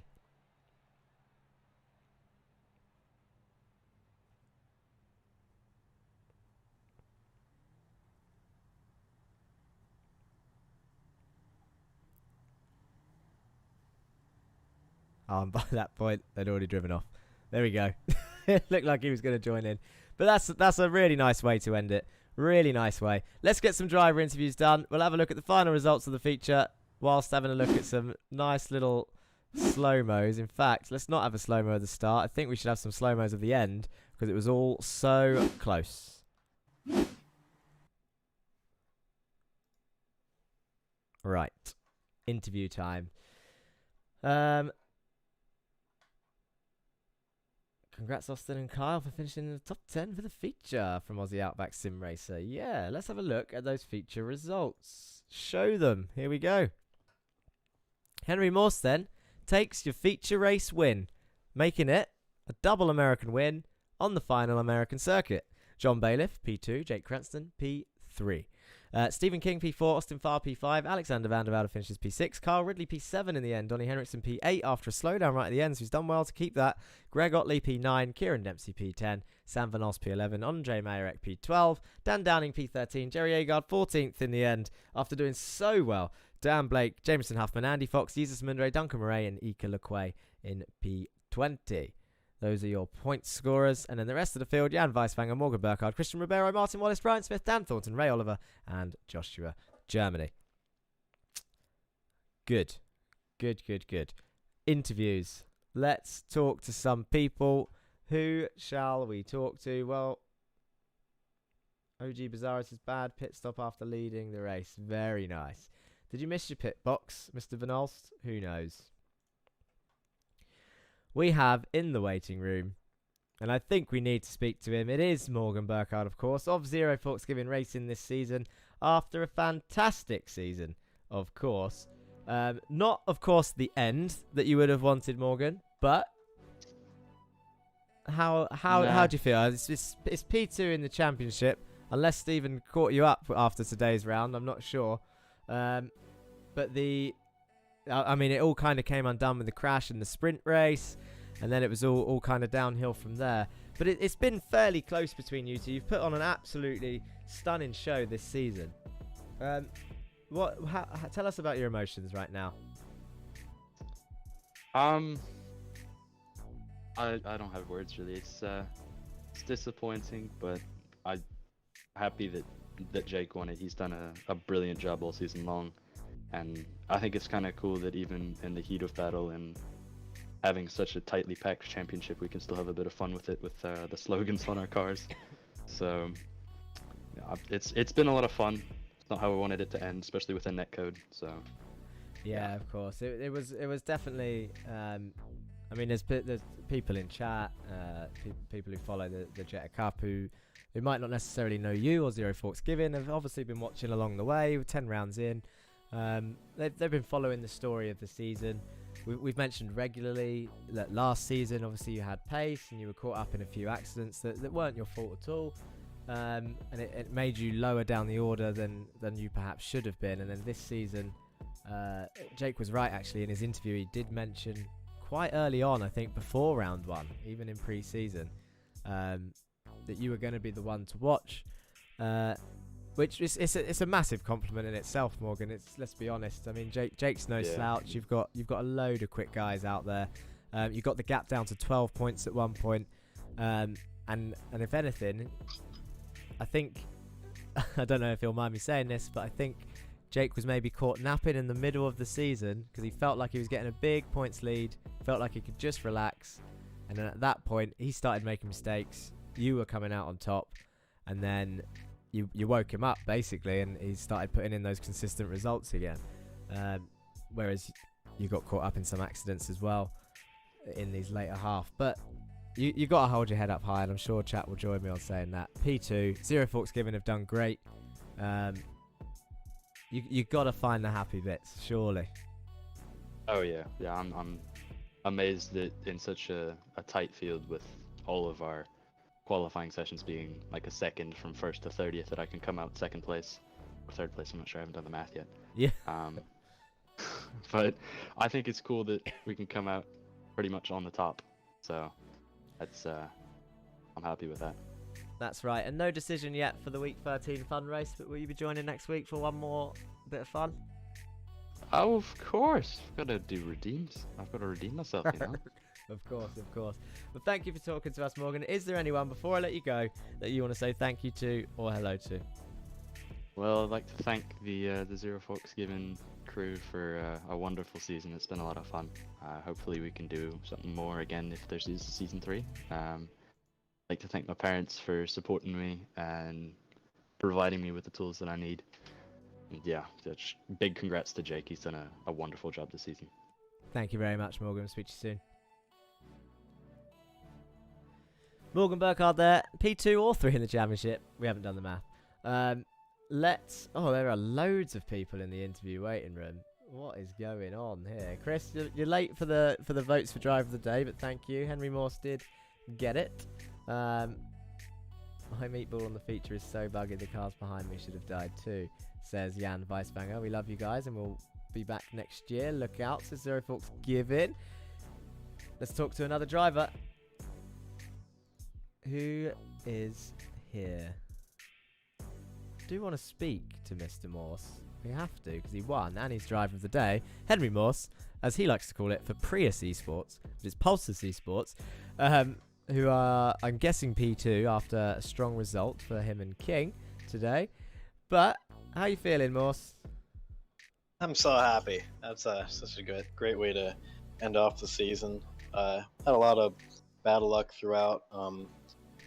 But I was really happy I was able to bring home this good result. Kind of placeboing a little bit because last time we raced here I won, so I decided, well, this must be my track. So I think that had an effect on how it turned out. That's right. So obviously a feature race win in the end. It was the big one. He raced hard with Donny there. Loads of overtakes into the chicane as usual. It's quite a dangerous track with all the slipstreaming, and you can't really go side by side into there unless two people are willing to sort of give up something. But you guys managed to make it happen. There was a few guys behind that sort of fell foul of that. Was there at any time, did you think you and King were going to be able to get a 1-2, or was it just sort of every man for himself in that last train of 10 cars for the win? It was definitely possible because he and I were both in the top 3 or 4 for several laps. He was tighter on fuel than me. So for a while he was just in second, and it was a little annoying for me because he was saving fuel and I wanted to get up front, and so I just kind of hung out behind him for a while, and then at one point I just had a big run, so he let me by, and then I was kind of hoping he was going to be able to hang out in second or third until the end, and then I would be able to tow him up. But I think there's something happened in the chicane, and he ended up on the outside of a 3-wide situation through the carousel. So that was kind of game over, unless he was going to make some sort of miraculous comeback, which we're quickly running out of time to do that. That's right. I saw the big gap towards the end. That last lap, you pulled out like an 8th, 10th gap into turn 1 somehow. I didn't really see... The camera we were looking at was looking at sort of the back of everyone. And as you exited turn 1, you just sort of saw your white car flash off in the distance, and then everyone else a gap behind all of a sudden. I didn't know if it was a move that Jake had pulled off because he was higher up the order all of a sudden, or if someone else had made contact. But it was looked really close. A great way to finish. Obviously, we'll do a fun round next week. Not sure on what we're going to do just yet. But is there anyone you want to say hello or thank you to before I let you go for one last time? Yeah, I want to give a huge shout out to my teammates. This is a track where you can't win unless you have friends who are willing to help out. So definitely in the heat race, huge shout out to Austin for working with me.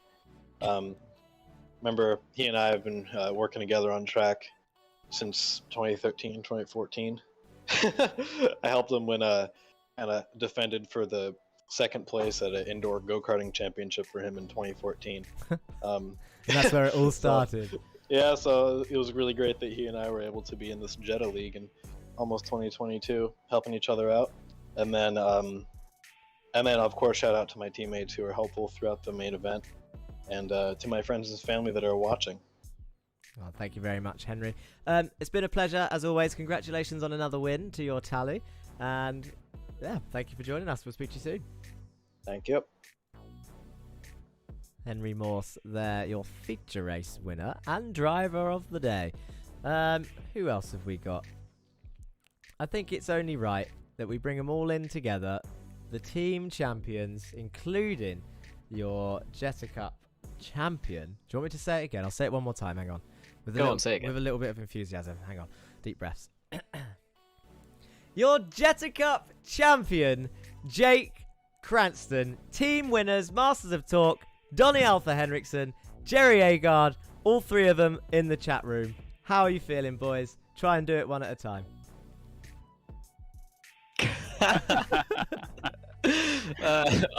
I'm really tired. Tired? Everyone's tired after that. It was An stressful. exhausting race. Yeah.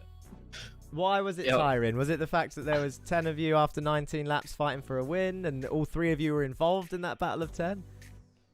Yeah, it was absolutely mental. It's probably because it was the last race of the season as well. Everyone was just going for it and not giving an inch.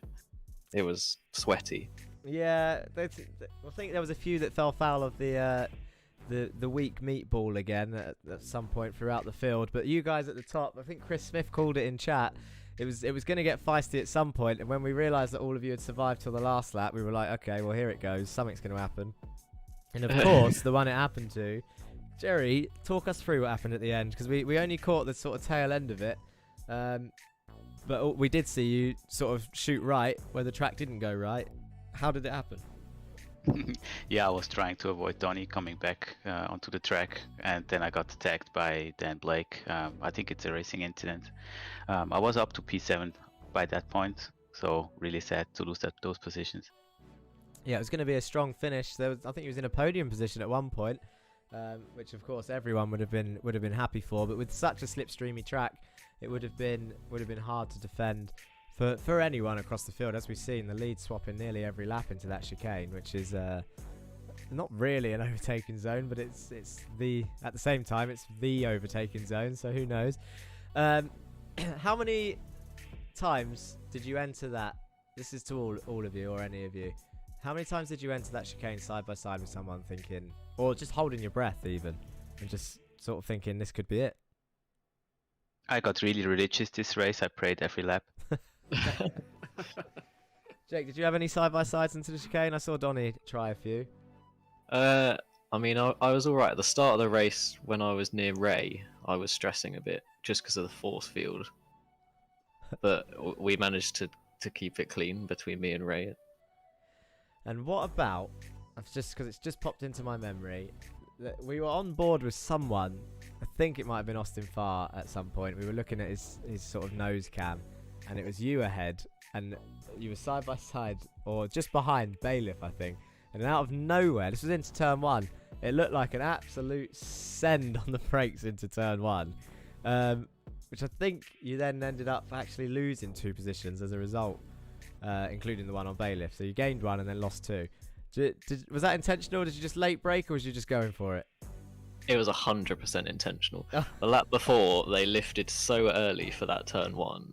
I knew I could brake late, and that lap I was like, I'm going to brake late this time. And I knew I could get 2 of them into turn 1. And I kind of rubbed a bit with John when I got to the apex, and it kind of upset our cars a bit and ruined the run. So I didn't quite pull it off, but it was okay. And then let's come to you, Johnny. Obviously tired from this very stressful slipstream race and so many cars in one field, and you led for quite a lot of it and was in P2 for majority as well. Big slowdown at the end probably hindered you in terms of finishing position, but done really well to keep it there. But on top of that, you had a 6-hour Nords endurance race. Well, all 3 of you did as Masters of Talk. Is that part of the reason you're tired? Because I'm exhausted. No, I think it's actually, well, I caught COVID a couple of weeks ago. You've had COVID about 10 times. Oh, well, I mean, you get unlucky, right? Yeah, you do, yeah. But I've had this weird issue after all the other symptoms were gone. I'm just extremely tired. So I fall asleep 2 or 3 times every day and I can't work or anything. So that's quite annoying. Definitely frustrating. Yeah, so I'm probably going to bed right after this. I don't want to get too much into a COVID chat, but do you have like a tight, I don't know how to explain it, like a tight chest when you take deep breaths? Yeah, I've had trouble breathing and chest pains and... We will talk about this off stream, and we haven't got loads of people watching us because I've got that at the moment and it's not fun. But I want to say one more congratulations, obviously, to Mr. Cranston for being now a 2-time Jetta Cup champion, twice in a row, of the only Jetta Cup that at the moment I know of that exists. So that's great, and one of the strongest strength of fields that I've seen. Even stronger if I join the potential season 3, right? Yeah. Oh, look out! See what I mean, guys? They don't want me to do it. Jake just wants to take me out. Well, we'll just crash on every time. I know. This is my chance. But of course, a final congratulations to all 3 of you as a team, because you've absolutely, I mean, last season it looked like, in terms of points, that Pulse dominated, but realistically, I think it was just a number of issues across maybe certain results of other teams, and there was drop rounds that were taken into account. This season was no drop rounds, which means you needed to be more consistent, and absolutely all 3 of you have pulled your weight in the team. If one person wasn't scoring, the other one was always, or the other 2 was always up there. And to be honest, rarely was there one person not scoring. So congratulations one final time on extending your team championship lead, and you'll be getting some trophies within the next couple of weeks. Hey. Thank I you. love it. Thank you. Can I just say, if I don't see you on track this week, I'll see you for the next video on the racing line. Peace. And that is his outro. See you later, boys. Thank you. Cheers. Well, I've got to be honest, he nailed that. He said that word for word. I'm just looking at the time, and I'm very wary that we've done a lot of interviews, but it is the finale, so let's quickly grab John Bailiff in for Win It or Bin It. I don't think we spoke to him much this year in the old interview room, but here he is. Hi Jack, how are we doing? There he is. P2, John, in the end, in the feature. That was a stressful race, but yeah, really pleased with how that went. Didn't get a great start, ended up with a slowdown on lap 1. I think it was like down in 15th, but it turns out the undercut was massive. I mean, yeah, it's been absolutely mental. Slipstream all over the place, overtakes all over the place, and you managed to come out in the end. It was a 10-car battle for the lead in the end, and you picked your places wisely and ended up coming nearly on top with Henry Morse taking the win, but Cranston right behind you. Got to be proud of that. Not sure on the standings. We'll find out on the official standings during the week and by next week's little fun race when we do that. It's looking good provisionally, from what I can see. That's good. What was you aiming for again? Top 5? Ideally, I wanted top 3, but I've not quite done that. But I think I've done better than last season, so that's good. That is good. What more could you ask for? Is there anyone, John? Well, is there anything that you want to say before I let you go, or anyone you want to say hello to or thank you to? Because we're going to have to round off the stream. I reckon people As much as I like talking to you, the audience might not enjoy talking to everyone one by one. Oh, that's fair enough. Just thanks to the people who've watched and supported me and cheered me on, and hopefully there's a season 3 and we can carry on. And thanks for putting it on, Jack. That is it. Hopefully there's a season 3. We'll keep that question going. Is there a season 3 or not? And it's up to all of you watching, John Bailiff and all the other drivers. That question needs to be circulating, and then I'm sure plans will come underway. But maybe you. with a triple sim lab champion. Maybe with a triple sim lab champion. Hey, have you won it 3 times? No, I don't know about that, to be honest. I do enjoy commentating it, and I know full well I'll be a target as well. I might just paint my car with a big target on the back or front, just in case. Don't want to assume. But no, John, it's been a pleasure with all of you. I'll save all the goodbye messages for next time, I reckon. But thank you again. Congratulations on your P2. Was there anyone else you wanted to say hello to before I let you go? I don't think so. I think just those that are following me. Thank you. No worries. Thank you very much, John. We'll speak to you soon. Thank you, Jack. Right, guys. I think that is it. We will leave it there. I did see Alex in the chat as well, but I don't think we're gonna have enough time. It's been nearly 2 hours, so we're gonna leave it. We might talk to him next time. Thank you all for watching on the Racing Line YouTube and Twitch, and of course over on VCO Esports. A big shout out to VCO Esports for joining us. But be sure to tune into their Simi Awards, which is on the 26th of December over on their channel. If you haven't subscribed to them already or follow them on Twitter, then do. They host a whole manner of events with no small names, I might add. We're quite small in terms of a channel and what we do, which was why it's a massive privilege to be working with VCO Esports this season.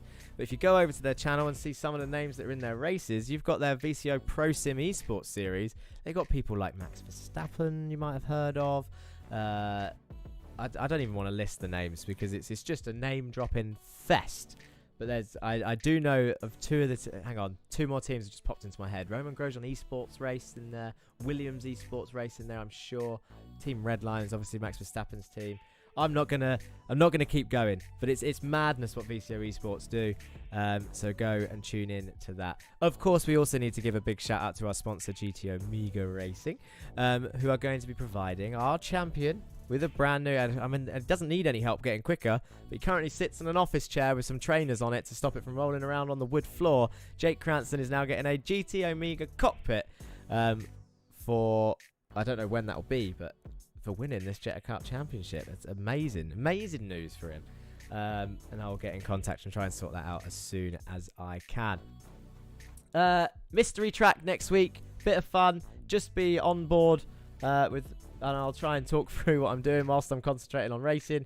Biggie Morello says, thanks for the streams, it's been great to watch. Thank you for joining on Twitch and YouTube. I'm pretty sure I've done all my shout outs I need to. Yeah, it's been emotional. I can't believe we're at the end. 10 rounds done. We've got a new champion. We've got a new teams. We've got the same champion. We've got a new teams champion.